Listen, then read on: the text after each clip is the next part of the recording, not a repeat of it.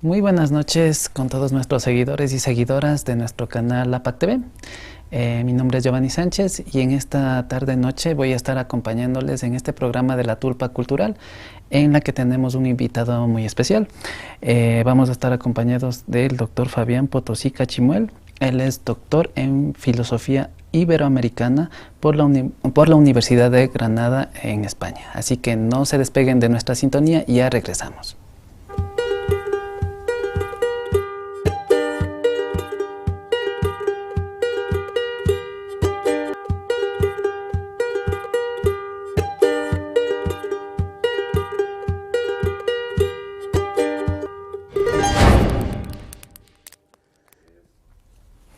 Ya, estamos de vuelta, seguidores, seguidoras, como ya se les había mencionado. En esta ocasión estamos acompañados por el doctor Fabián Potosí Cachimuel. Con él vamos a topar un tema muy interesante, un tema nuevo que también de seguro les va a interesar bastante a las personas, que es sobre filosofía inca, en este caso con el tema Quinza, Ñauray, Ukunkuna, las tres clases de cuerpo, que es básicamente uno de los capítulos que escribe Fabián en su texto que recientemente lo ha publicado. Así que empecemos directamente. Fabián, mucho gusto, gracias por estar aquí en la Tulpa. Coméntenos, o sea, más bien preséntate con el público para que te conozca. Bueno, en primer lugar, gracias, digamos, a la gente que hace APAC TV y sobre todo a Samia, ¿no?, que fue la que gentilmente me invitó y le debo agradecer, y también a la gente que nos está mirando y a los que mirarán después. Entonces, nuevamente, muchas gracias. Bien, como ya decías, mi nombre es Fabián Potosí, soy de Santo Domingo de los Áchilas, pero he pasado mucho tiempo, digamos, en la comunidad Natabuela. Y después he tenido que salir fuera de ella y actualmente soy docente en la Universidad Central del Ecuador y en la Universidad Católica en la Facultad de Filosofía. Ya. Coméntanos entonces, Fabián, estamos topando un tema muy interesante que es esta cuestión de la filosofía. ¿Cómo nace básicamente empezar a hacer este tipo de estudios de filosofía? Y también descríbenos, así a breves rasgos, ¿qué es filosofía? En este caso la hemos denominado Inca, no sé cómo la denominas tú. Bueno, así de una manera muy rápida, digamos, la filosofía, pues cuando uno coge cualquier tratado, digamos, de chicos de bachillerato para universidad o como texto del maestro, se entiende, digamos, que es una disciplina de las ciencias sociales o algo relacionada con ella, que trata de explicar los elementos, los contenidos que más le preocupan al ser humano en general, digamos, el caso de la muerte, el caso del poder, el caso del gobierno, el caso de la vida, de la incertidumbre, y con la diferencia de que siempre ella intenta ser muy coherente, argumenta lógicamente sobre documentos, elementos materiales, así de una manera, digamos, muy rápida, se entiende la filosofía. Y pues, como decía, desde los materiales escritos, pues tenemos una tradición, por coger el caso de Europa, digamos, que viene, pues ya que sé, en los últimos 2000 años, y como hay un elemento histórico que no se puede negar, llegamos a 1492, a 1532 en nuestra área del área quichua, pues desde ahí también ya empieza a ser escrito, digamos, lo que estos primeros cronistas recogen de estas culturas que ellos encuentran. Entonces, esa es la materia prima, digamos, para trabajar filosóficamente, como decía, argumentadamente, coherentemente y en base a estos testimonios escritos que se relacionan con otros materiales. Ya. Mencionó hace poco sobre la filosofía quichua. ¿Podríamos decir entonces que esta filosofía que está describiendo en este texto es tal vez una filosofía más aplicada a nosotros, o es inca? Porque una cosa que nos dejaba pensando también es pensar en qué tipo de filosofía puede darse. O sea, en las corrientes que se tiene actualmente, o bien se dice quichua o quechua, inca, o también se dice hasta andina, o hasta como vimos en el título que también se trata sobre filosofía iberoamericana. ¿Cómo podría, digamos, decirse a este estudio o a este texto que lo escribe? Bueno, esta pregunta es súper complejísima, requeriría muchísimo tiempo. Claro, y una sí, muy rápida, ¿no es cierto? Muy rápida. El término filosofía aplicado ya a nuestra cultura, a nuestra historia, de nuestra historia quichua, digamos, ya aparece, digamos, en los primeros documentos del siglo XVI-XVII. Por ejemplo, el mismo Guamán Poma dice: nosotros en nuestra cultura, en nuestro tiempo, teníamos nuestros grandes filósofos que se encargaban de entender, de comprender, de interpretar los fenómenos de la naturaleza. Y por ir a otro lado, digamos, también el primer mestizo, Garcilaso de la Vega, él también dice: teníamos nuestros propios filósofos. Sin embargo, no te olvides que como es ideológico también, en la misma época del siglo XVI, Pero nosotros, digamos en manos ya del cronista español, ¿no es cierto?, jesuita José de Acosta, nosotros tenemos la verdadera filosofía, como decía, que se basa sobre documentos antiguos que están recogiendo desde Aristóteles, desde Platón. Entonces, como ves, hay dos posiciones, entonces eso es súper complejo, ¿no? Y si nos damos un brinco, digamos, al siglo XX, al siglo XXI, como ya ha surgido en los últimos 20 años del siglo XX, una corriente que se llama de filosofía latinoamericana, dentro de esta perspectiva de filosofía latinoamericana le han puesto, digamos, estos estudiosos en los últimos 30 años un capítulo pequeñito que se llama la filosofía, la visión, la cosmovisión, formas de entender el mundo, historias de las ideas de estos pueblos prehispánicos. Aparece ahí como un subcapítulo. Entonces, digamos, cuando uno ya va, digamos, estudiando de una manera muy seria, pero ¿cómo están entendiendo ellos? Que el pensamiento, entonces, sea cosmovisiones, perspectivas, es de lo que recogieron estos primeros cronistas, como ves. Entonces, nuevamente nos remiten al siglo XVI.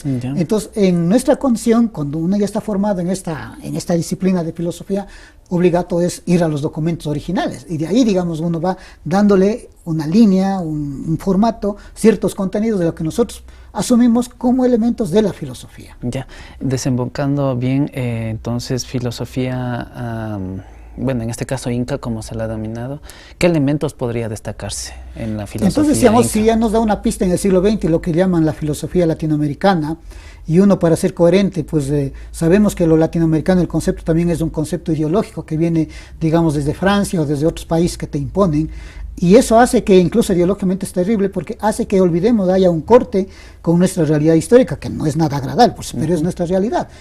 ¿Y por qué entender desde perspectiva iberoamericana? Porque es Iberoamérica, es decir, España la que viene y recoge desde 1532 nuestro caso, pues está escrito en castellano, digamos, está hablando de nuestros incas, de nuestro mundo quichua, y avanzamos hasta 1810, hasta 1820, es España, es Iberoamérica, es Hispanoamérica, y si tú vas a unas palabras, digamos, del himno nacional, ahí dice incluso la ibérica audacia. Imagínate, la palabra ibérica está hasta en el himno nacional nuestro, entonces no se puede negar si es que tú quieres ser coherente, y por eso es que yo, digamos, siempre digo, este es el pensamiento iberoamericano, este es el pensamiento hispanoamericano, porque somos herederos históricamente por más de 300 años, digamos, con esta denominación de Iberoamérica o de Hispanoamérica. Por eso que yo siempre digo, este es el pensamiento iberoamericano referido a lo que recogieron los primeros cronistas de nuestro pueblo quichua, de los últimos incas. Entonces ahí, como para vincular, ¿cuáles son entonces los contenidos, digamos, de esta filosofía quichua, digamos? Pues lo que está en los documentos, en las crónicas, ¿qué está, digamos, lo que le interesó al cronista? ¿Qué es el hombre? ¿Qué es el mundo? ¿Qué es la política? ¿Qué es de la idea de conquista? ¿Qué es la muerte? ¿Qué es la fiesta? ¿Qué es la religión? Como decía, estos son elementos que tú encuentras en cualquier tratado, en cualquier documento de los grandes filósofos griegos, latinos, escolásticos. Entonces, por lo tanto, si puedes vincular, digamos, y con estos mismos elementos, entonces, ¿cómo era la idea de la muerte? La idea de destino, la idea de tragedia, la idea, digamos, de alegría en el pensamiento inca, y genial sería, pues eso, nuevas generaciones, como vemos hoy en la actualidad. Claro, entonces estaríamos entendiendo que claro, como se llama de filosofía iberoamericana, es más que todo por esta herencia que tenemos ya como latinos, digámoslo de esta manera. Se entendería desde este punto. Sí, muy interesante, la verdad. Es como una de las cuestiones que ya se van planteando también para todo el público, esta cuestión de hablar de filosofías, desde también esta herencia latinoamericana que tenemos los runas como tal. Y bueno, continuando con el diálogo, Fabián, nos interesó bastante entender ciertos puntos. Hablemos de las 3 clases de cuerpo directamente que hablas en tu capítulo, bueno, el primer capítulo de este libro. ¿A qué se refiere las 3 clases de cuerpo? Entonces, como decía, en mi libro, que ahora ya está publicado, ¿no? Y ya, digamos, después de las sugerencias del tribunal, te dan un año para que lo revises, lo puntualices. Entonces, cuando yo armaba por el 2017 que voy a trabajar en el doctorado sobre el mundo quichua, pues que como yo me identifico como quichua, decía, como ya tuve una formación previa en filosofía, decía, entonces, la idea del hombre, la idea del mundo, la idea de Dios, son temas recurrentes en cualquier cultura que tiene ya tradición escrita para poder uno comprobar, digamos. Entonces decía, ¿Cómo se presenta eso en los documentos antiguos? Entonces, por citar esto que tú me preguntas, ¿y cuál es la percepción del hombre, entonces, según los documentos antiguos? Y cómo eso se manifiesta en los mitos, en el lenguaje, en la cerámica, en el arte, para que no sea solamente el documento escrito. Como decía, la filosofía materialista desde la perspectiva iberoamericana es ¿y dónde está el documento para yo confrontar? Para que no sea una cosa así, digamos, en el aire que yo me acabo de inventar. Entonces, sí, revisando estos documentos, revisando la iconografía, revisando los mitos, revisando sobre todo el componente vocabulario, es decir, los vocabularios que se escribieron en el siglo XVI, XVII, y aparece entonces para ir configurando cómo entendieron la idea del hombre. Eso me llamó la atención. Entonces, por ejemplo, para decir el cuerpo humano, hay un término que, por ejemplo, ahora casi nadie entiende. ¿Por qué nadie entiende? Porque la lengua quichua, digamos, no fue parte del proceso sistemático educativo oficial. Entonces, si los contenidos de tu lengua, de tu cultura, no son parte del sistema oficial, pues a lo largo de 300, 400, 500 años se han ido olvidando. Eso pasa en cualquier parte del mundo. Entonces, decía, ahí, por ejemplo, ¿cómo se concibe el cuerpo entero? ¿Cómo se concibe, digamos, las extremidades superiores? Ahí me llamó la atención. Justo hablando del cuerpo, una parte interesante que supongo que sería bueno desarrollarle para el público, habla de tres clases de cuerpo, ¿no? Se está hablando del Runai, del Ukun, si no me equivoco, y el último es del Aicha. Entonces, brevemente, ¿qué son cada uno de estos elementos? Decía, entonces, si tú comparas solamente por conjugar el conjunto de términos, ¿no es cierto?, que es lo más evidente, lo que entenderíamos como el cuerpo vivo, en su totalidad tienes un montón de términos. Cuando te refieres al cuerpo humano, pero en condición de muerto, tienes otros términos. Cuando te refieres al cuerpo muerto, pero en condición de divinidad, tienes otros términos. Entonces eso me llamó la atención. Entonces, para concebir, digamos, la idea de cuerpo va a depender, digamos, de qué calidad, en qué contexto estás hablando. Y por tratar el caso del cuerpo humano, digamos, vivo, y ves claridad cómo le dividen ya lo que es el cuerpo, así, digamos, somático entero, más una parte que llamaríamos alma, porque no saben cómo traducir, y la importancia de los sentidos, por ejemplo, la importancia de los 5 sentidos, quedó una tabla incluso hechita ahí, eso me llamó la atención. Y cuando tú ves, decía, de Guamán Poma, ahí dice, por ejemplo, y nuestro gran científico, filósofo, astrónomo y poeta era el Pacha Unanchaj. Entonces, mira, ahí está la función del sentido de la vista como particular del hombre vivo, porque Unanchaj significa mirar, Unanchana, ¿ya? Entonces, digamos así, para entender la concepción del cuerpo, pero entonces cuando está vivo, cuando está muerto y cuando está, digamos, divinizado. Entonces estaríamos ahí hablando del otro tema que también mencionas en tu texto, que sería la luminosidad. Sí. ¿Estoy equivocándome? Sí, está bien. Sí, está bien. Entonces, bueno, o sea, ¿y qué sería esta cuestión luminosa? Entonces, yo incluso en mi libro, como es un tema que asimismo amerita mucho trabajo, le he dicho solamente que menciono de parte. Pero me gustaría del cuerpo vivo, humano, así como dicen, que camina. Porque una cosa evidente a la luz de los documentos es que el término runa, juntamente runa, y significa, entonces mira, este cuerpo entero viviente que puede movilizarse, constituido por los brazos y piernas. Y de ahí viene entonces runa. Y el término runa tiene una relación, digamos, una raíz ahí que está vinculado con el término de hacer. Entonces, esta cosa junta. Entonces, el concepto de hombre vivo es que está constituido por elementos superiores e inferiores y que tiene la capacidad de actuar y hacer. Así podríamos entender la idea de concepción del hombre vivo. Y cuando ya está muerto, pues ese es un término que eso sí todo el mundo sabe, el concepto de haya. Ahí está vivo, digamos, muerto, digamos. Pero cuando pasa ya la condición de muerto, pero en condición de divinidad, ahí tiene dos términos, o es Malki o es Munau. Me llamó la atención los dos, porque ahí en cambio, por ejemplo, el mismo Pachacutiyam, que es un cronista, va trabajando. Dice, Malki, por ejemplo, dice, son como dos plantitas que de ahí van descendiendo todas las generaciones. Entonces, mira, en esta condición, pero ya divinizado. Ese es el, digamos, el antecedente, el antepasado, que de ahí se van descendiendo las nuevas generaciones. Y cuando ya pasa a otro elemento, el Munau, por ejemplo, que dice, se vuelve una entidad de afecto, por eso Munay de Munay, ¿no? Porque no te olvides, pero es el cuerpo solamente del noble, hay que entender también, es el cuerpo del Inca, del Curaca, del más grande poder, el que es venerado, por ahí el término Munau. Ya, o sea, muy interesante. Realmente, bueno, estamos aquí escuchando seguidoras a Fabián Potosica Chimuel, que ha escrito básicamente este texto sobre filosofía iberoamericana. Estuvimos escuchando hasta el momento, bueno, los planteamientos que ella tiene sobre las 3 clases de cuerpo. De la misma manera, bueno, escuchando un poco de esta cuestión que se concibe también desde la cuestión incaica. Y bueno, también les invitamos a todos a que hagan sus preguntas, vamos a leer sus comentarios también, que nos sigan en nuestras redes sociales. Y pues bueno, vamos a continuar aquí en la entrevista con Fabián, un poco para que pueda entendernos nuestro público, porque siento que topaste muchos temas sobre la cuestión luminosa en específico, Fabián. Así en concreto, ¿cómo podría describirse esto así como más concreto hacia la gente? O sea, para que pueda entender esta cuestión que tú mencionas, luminosidad, que si no me equivoco también como tú dices, es una cuestión de divinidad.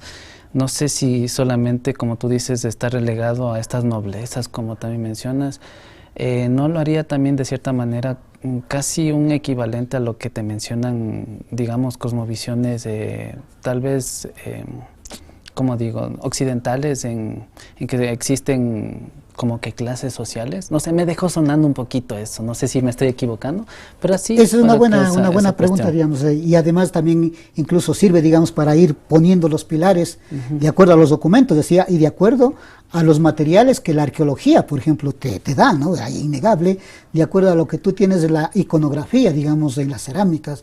Eso está en los museos, por ejemplo, de España, que es lo que trabajé bastante allí, en el Museo de América, el Archivo de Indias. No hay que tener miedo, porque la cultura inca es una cultura, digamos, de estratificación, como en cualquier gran cultura grande. Está todo estructurado jerárquicamente. Claro. En donde uno o dos tienen que mandar, porque si toditos mandan, toditos van a perecer. Entonces, no hay que tener miedo, porque está una superestructura. Que interactúan entre ellos es otra cosa.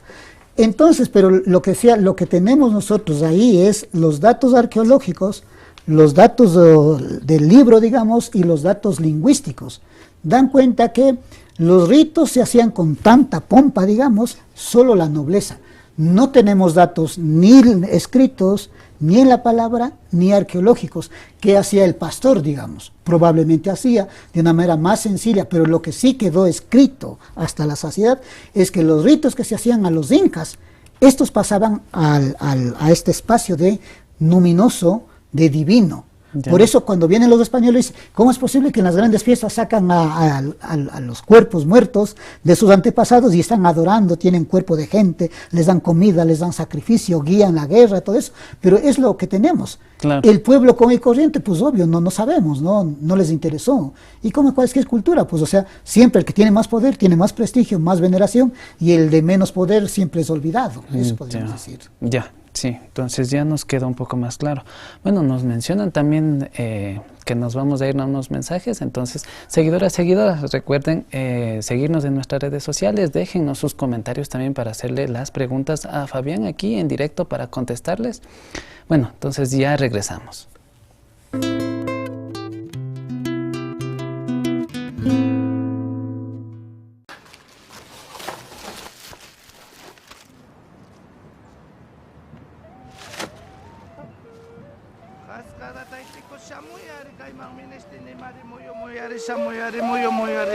Yaku mamita samuyari ministini mari samuyari ministini mikaibi yaku mamita samuyari. Waykukunapas, fakchakunapas, yakukunapasmi alpamamawan astawan pakta kanchi. Paymi hambi yurakunata, ñukanchi runa takikunatapas karan. Chaymantami alpamamata huyana kanchi. Amamapayachishunchi.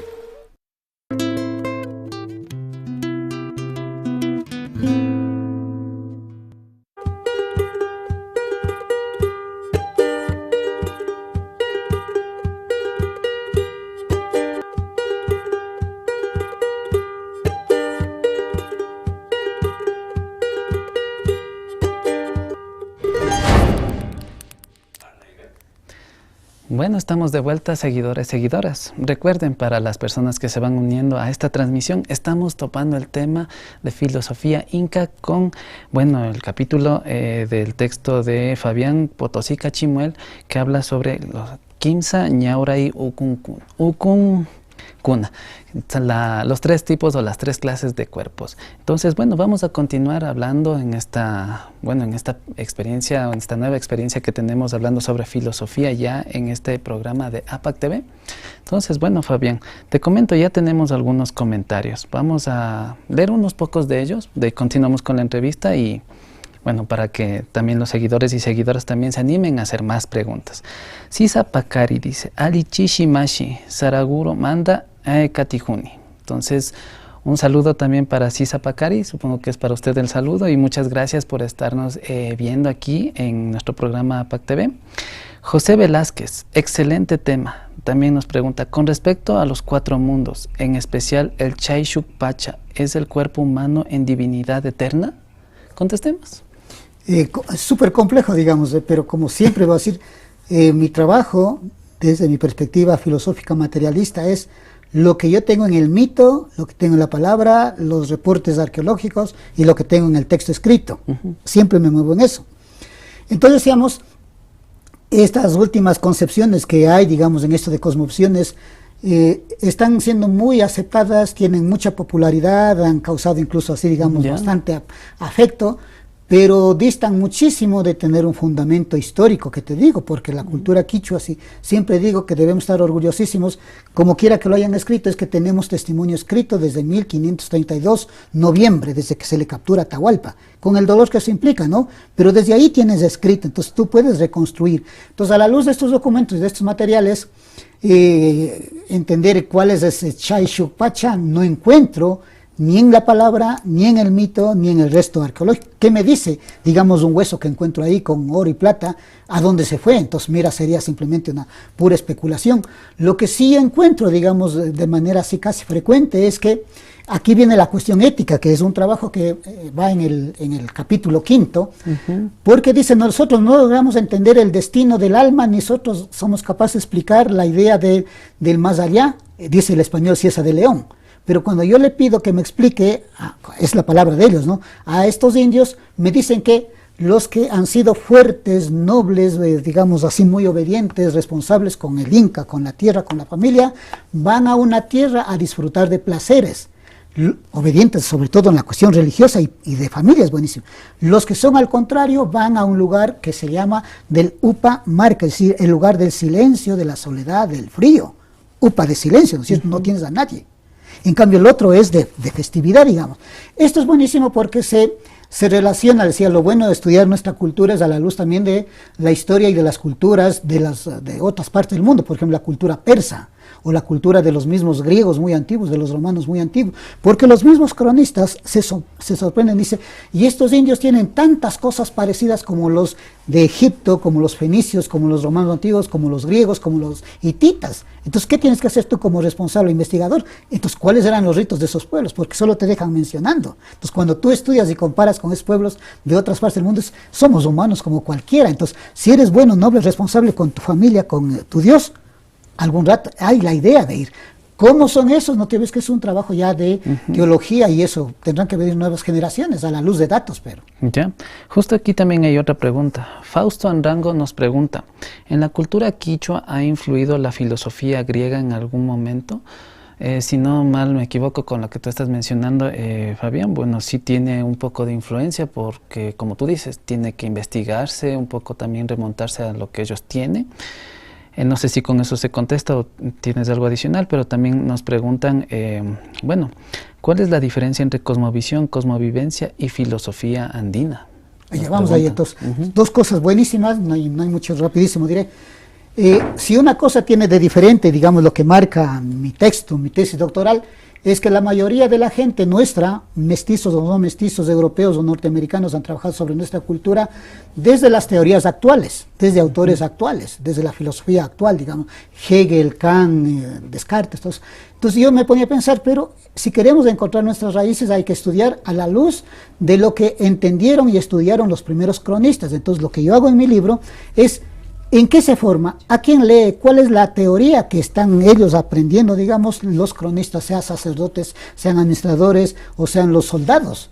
Entonces, por lo tanto, entonces sí podemos decir, porque entonces si tú ves que en el siglo XVI, XVII está formado bajo la corriente escolástica, es decir, formación aristotélica, formación platónica, formación del mismo Tomás de Aquino, y ellos mismos dicen, aquí tienen tantos mitos como dicen los griegos antiguos, Platón, el mito de la Atlántida. Entonces eso es grandioso, porque están encontrando que nosotros somos similares en muchas cosas con muchas culturas del mundo, y hoy que estamos de la interculturalidad, eso incluso nos vincula, nos une más como seres humanos.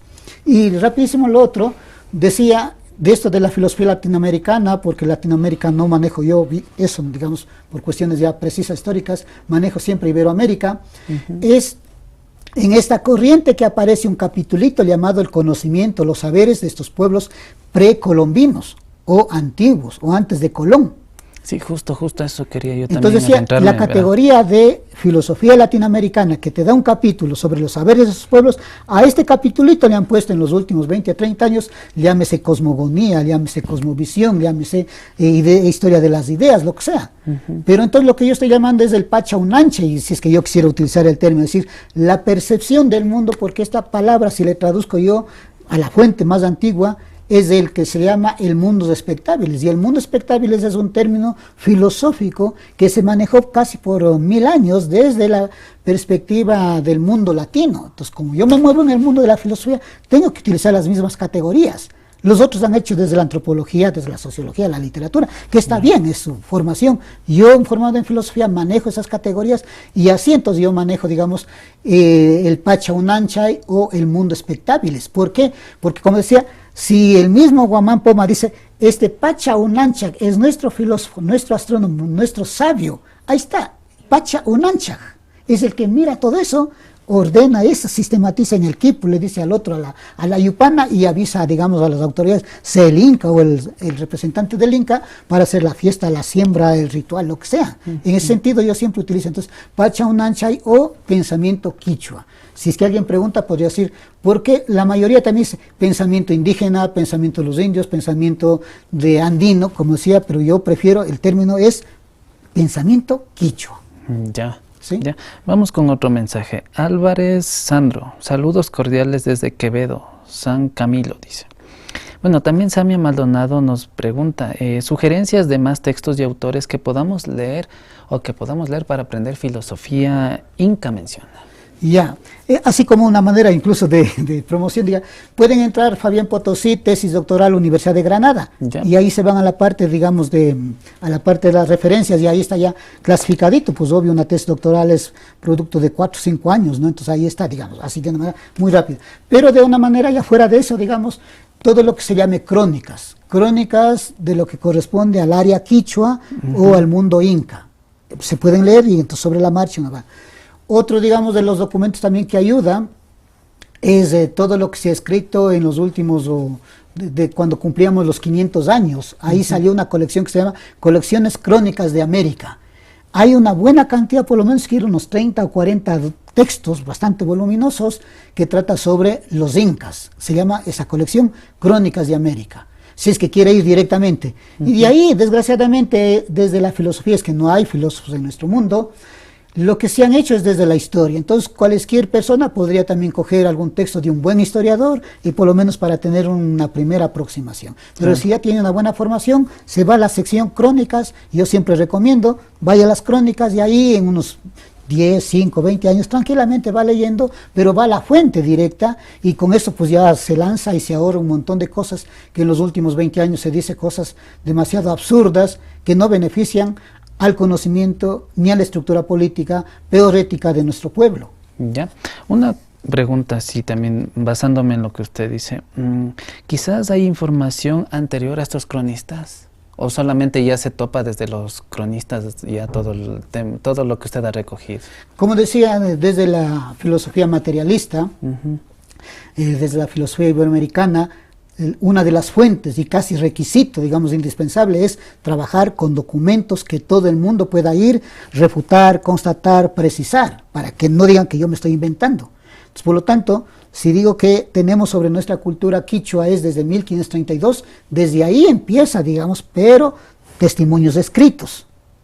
A esos documentos escritos hay que aumentar, si es que quiere ya ser especialista, los informes constantes de los últimos 20 años que nos da la arqueología, que nos da el arte, la pintura, la mitología inca. Entonces, juntando varias fuentes, tú ya puedes tener un aproximado, digamos así, parece que fue nuestro pensamiento quichua.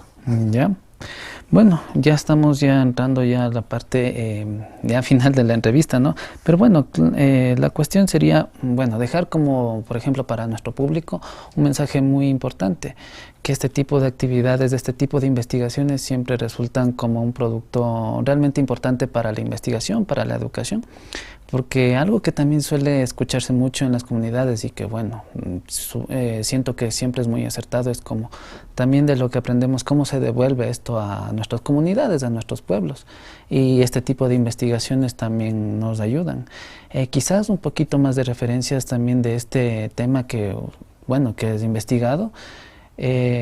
Algo que siempre suele encontrarse o siempre es a lo que uno empieza a estar en este mundo de investigando sobre cosmovisión, sobre filosofía, encuentra que muchos de los textos, como mencionas bien, son de los cronistas, pero muchos de estos también fueron llevados a Europa y viven en museos.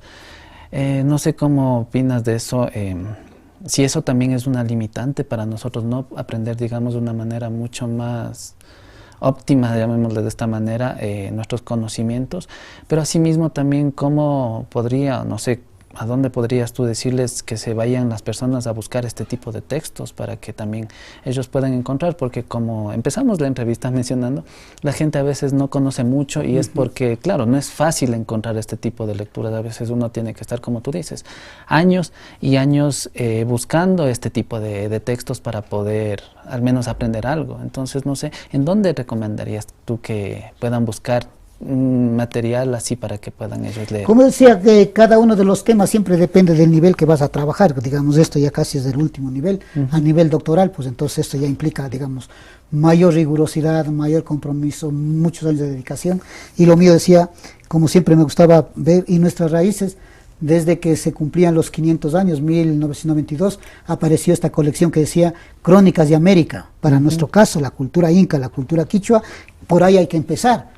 Hay bastante material y muy asequible. Otro elemento que en los últimos tiempos por la tecnología ustedes pueden entrar así mismo a YouTube, ¿cómo se llama? A Google Book creo que se llama ahí, y hay bastantes crónicas ya que uno puede leer en línea, incluso bajarse, descargarse. Entonces, por ahí también uno tiene, digamos, acceso ya a los textos que hace unos 10 o 15 años no teníamos acceso, digamos. Otro de los elementos, digamos, cuando hay posibilidades, por supuesto, si es que estamos haciendo una tesis doctoral, no queda más, así son los trabajos de investigaciones doctorales, hay que ir a Europa, desgraciadamente, políticamente, o como quiera que se haya constituido la historia nuestra, allá están en los grandes museos, las muestras que tú puedes evidenciar, todo lo que tiene que ver con piezas museísticas, cerámica, cuadros, todo así, ¿no? Museo de América, que es lo que conozco, pero también tienes en Inglaterra, también está, imagínate, en Alemania, o en el mismo Nueva York, en el Museo de Ciencias Naturales.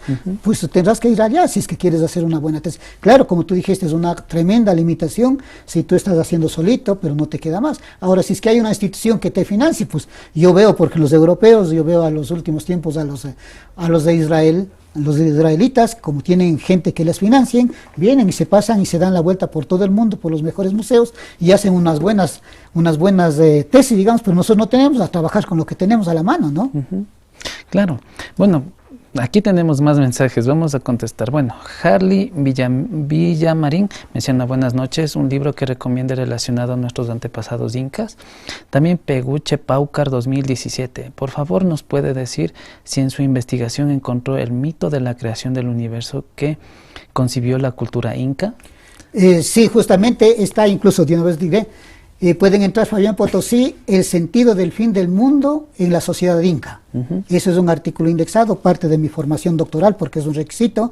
Ahí está incluso contestando y refutando el concepto de Pachacuti, que decían la armonía. Los bolivianos han trabajado, y aquí en el Ecuador también, que el Pachacuti significa armonía.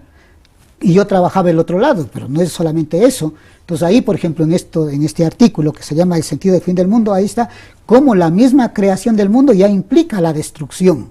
Y en mi libro, pues en algunas partes, digo, se recogieron, digamos, varias versiones sobre la creación del mundo, la creación del hombre y la creación política. Es genial ahí, pero hay que ir, digamos, a los documentos, algo así como sistematizado, pueden entrar y está al alcance también, que se llama Enrique Urbano y los hermanos Ayar. Enrique Urbano y los hermanos Ayar, ahí está sistematizado la cantidad de mitos, mitos de creación del mundo, mitos de los hermanos Ayar y otros mitos de creación de la sociedad, digamos, humana. Entonces eso también hay que diferenciar. Y tú, perdón, ¿qué mito concibes, bueno, con el que tú te has manejado o cómo ves esto? Más bien, te pregunto a ti directamente, algo creo, si no me equivoco, leí sobre Viracocha también en este texto.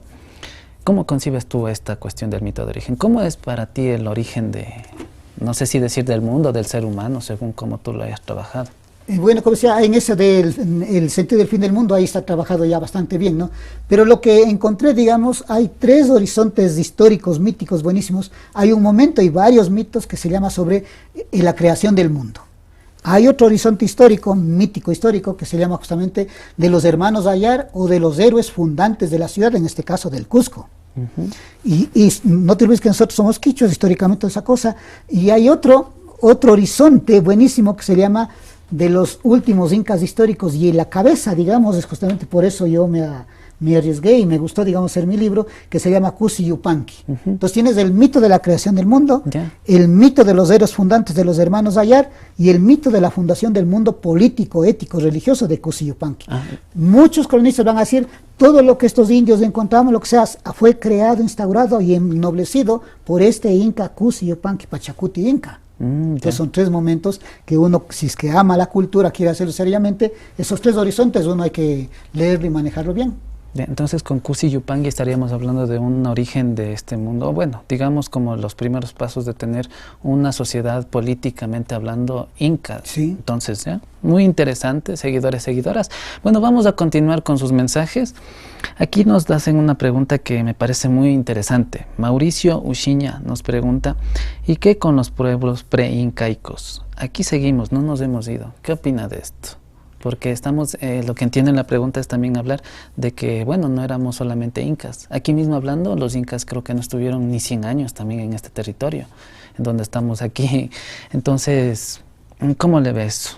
O más bien dicho, esta filosofía, ¿podría decir que es homogeneizadora, digámoslo de esta manera? ¿O cabe también a pensar en que aquí puede haber también alguna variación en términos de filosofía? No sé, se me ocurren algunas cosas. No sé si está precisando solamente el caso de Ecuador, pero digamos que vamos a particularizar el caso de Ecuador. Aquí tengo varios problemas del caso de Ecuador. Por un lado decía, si yo me atrevo desde la filosofía, es sobre materiales abundantes. Así comenzó la historia, digamos, escrita desde 1532 sobre la cultura quichua por las grandes autoridades que encontraron, desde Colombia hasta lo que conocemos Chile y Argentina. Eso les fascinó a los cronistas.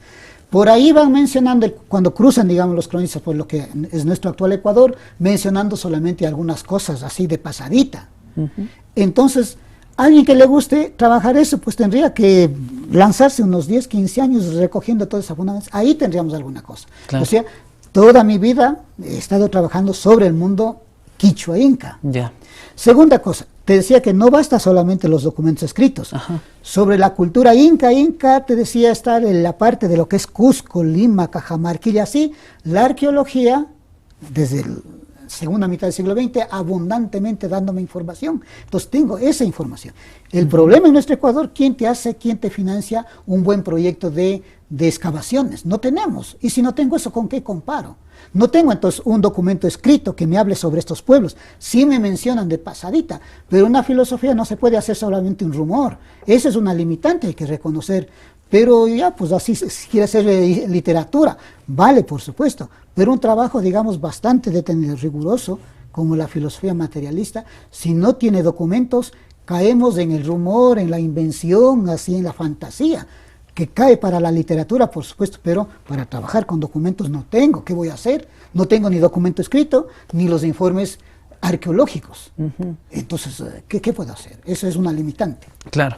El mismo Mauricio Uchiña nos dice, no somos incas, somos quichuas por el idioma que el incario impuso y la iglesia utilizó como lengua franca para evangelizar. Los nombres de nuestros lugares y los apellidos son de esta tierra. Algo que me queda a mí sonando es también por el tema de que nosotros somos, bueno, descendientes obviamente hasta cierto punto de los incas, pero una corriente que, bueno, nace, o la identificación quichua que tenemos también no es precisamente milenaria como tal, sino que va desembocando desde, bueno, digamos la contemporaneidad con todos los levantamientos, ¿no?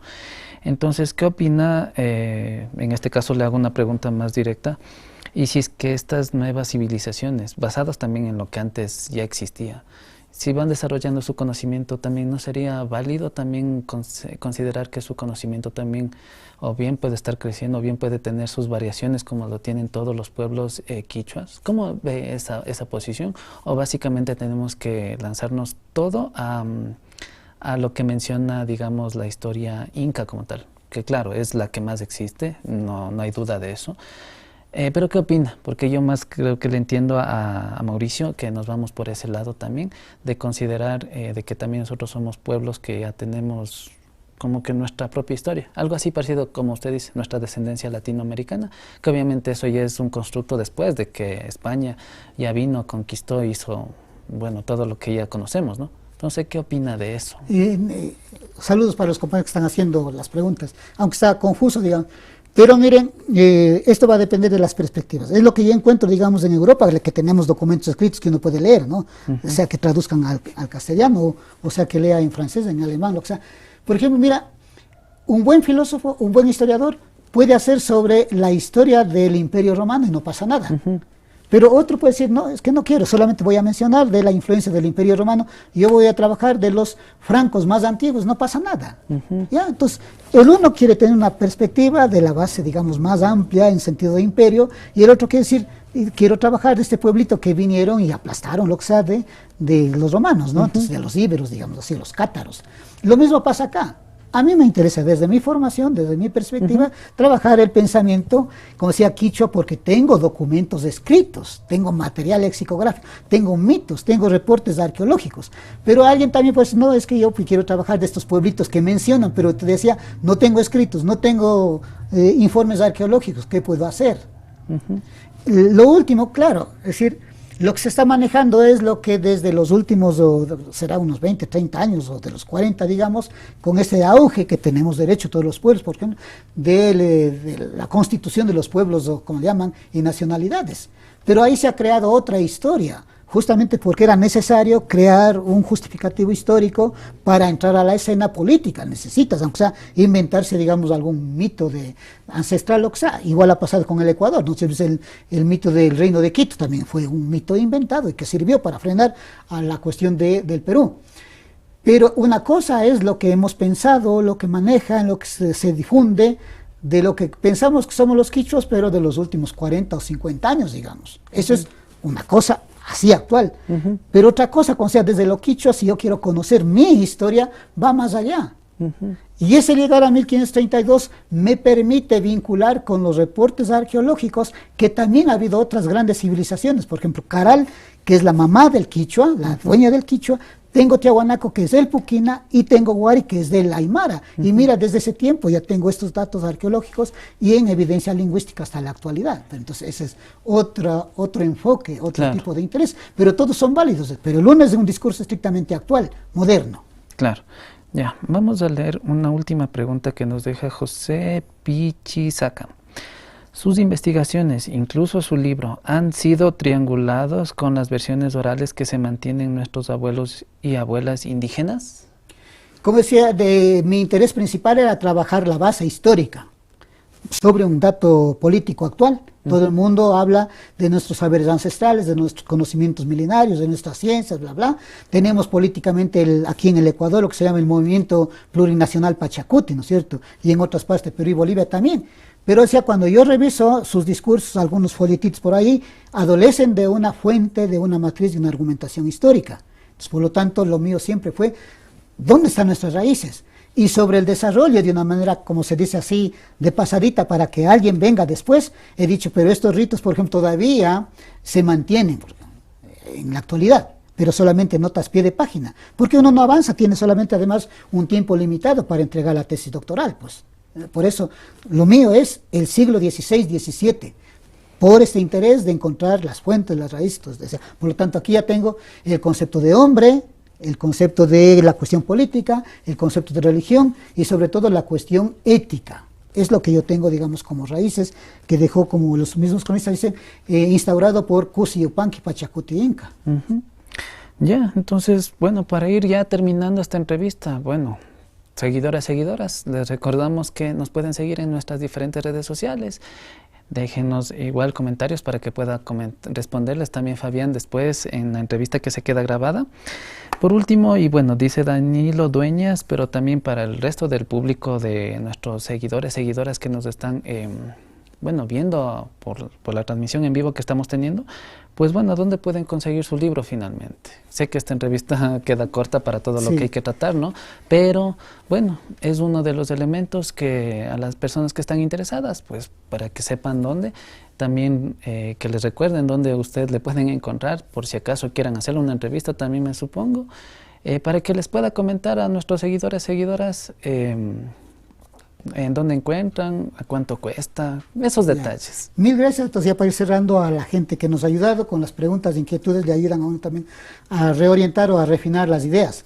Bien, entonces ya hay dos posibilidades de conseguir este libro o el texto, el contenido. Uno es, pueden entrarse, digamos, a la página de la Universidad de Granada, ponen Fabián Potosí, tesis doctoral, Cusi Yupanqui, y se descargan incluso gratis, digamos. Y la otra, si ya quieren tener, digamos, esto, porque es reelaborado también, cambiado, precisado, es el libro. Este libro está publicado en Oviedo, en la Escuela de Filosofía de Oviedo, ediciones Pentalfa. Entonces yo en este septiembre estuve haciendo la presentación y dictando una serie de seminarios ahí. Entonces ahí ya veíamos, entonces el libro está en las redes también, ponen ahí Google, ediciones Pentalfa, Fabián Potosí, Cusi Yupanqui, ahí sale. Entonces el libro, yo he visto también así, el libro físico está en 35 euros. Y también ya está el libro en ebook, el libro electrónico está en 6 dólares. Eso por ejemplo. Y de una vez así, esta es una primicia, ha despertado interés y hemos hablado con algunas instancias. Y esta mañana hablaba yo con Ediciones Pentalfa, con la Escuela de Filosofía de Oviedo. Hay la posibilidad de que den los derechos de impresión para publicarlo aquí en el Ecuador y se abarataría los precios de una manera increíble. Sacábamos así unos números muy rápidos, máximo a unos 10 o 15. Lo que se trata es de que llegue, digamos, a la mayoría de las personas interesadas que quieren una fundamentación, una formación ya más especializada, digamos, o bastante fundamentada. Incluso aquí está toda la bibliografía que la gente en otro rato podría ir y ampliar, profundizar. Ahí sería, digamos, entonces. Y ¿dónde ubicarme? Pues aquí le dejaré a Samia, tiene mi correo, tiene mi WhatsApp, y me ponen sfpotosí@uce.edu.es, o si no, sfpotosí @puse.edu.es. Ya, entonces seguidoras, estuvimos en esta noche ya con Fabián Potosí Cachimuel, estuvimos hablando sobre filosofía inca. Recuerden seguirnos en nuestras redes sociales, seguir nuestras transmisiones, también recordarles que no va a ser la primera vez que estemos topando estos temas, porque bueno, es interesante, es importante también retroalimentar estos temas que se van topando ya, digamos ya contemporáneamente. Entonces, bueno, estuvo con ustedes mi persona, Giovanni Sánchez, y hasta una próxima ocasión.